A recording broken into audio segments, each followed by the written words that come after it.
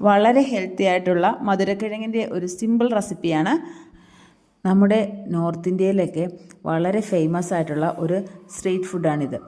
ഞാൻ ഉണ്ടാക്കി കഴിച്ചപ്പോൾ നല്ല ടേസ്റ്റായിട്ട് തോന്നി. അപ്പം നിങ്ങൾക്കും ഷെയർ ചെയ്യാമെന്ന് വിചാരിച്ചു. കപ്പക്കിഴങ്ങ് ഇതുപോലെ മുറിച്ച് ആവിയിൽ വെച്ച് ഹാഫ് കുക്ക് ചെയ്യുക.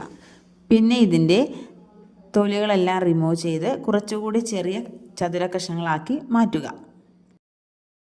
ഇനി ചൂട് കട്ടിയുള്ള ഏതെങ്കിലും പാത്രത്തിലേക്ക് 2 ടേബിൾ സ്പൂൺ എണ്ണ ഒഴിച്ച് നമ്മുടെ ഈ കിഴങ്ങ് ഒന്ന് ഇട്ട് കൊടുക്കുക. അത് നന്നായിട്ടൊന്ന് റോസ്റ്റ് ചെയ്ത് കിട്ടണം.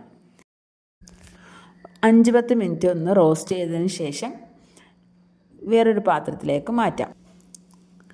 ഇനി നമുക്കിതിലേക്ക് മസാലകൾ ചേർത്ത് കൊടുക്കണം.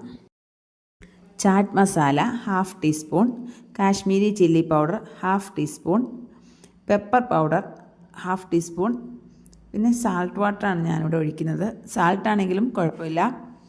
പിന്നെ നാരങ്ങാനീരും കൂടെ ഒഴിച്ച് നന്നായി ഒന്ന് മിക്സ് ചെയ്തെടുക്കുക.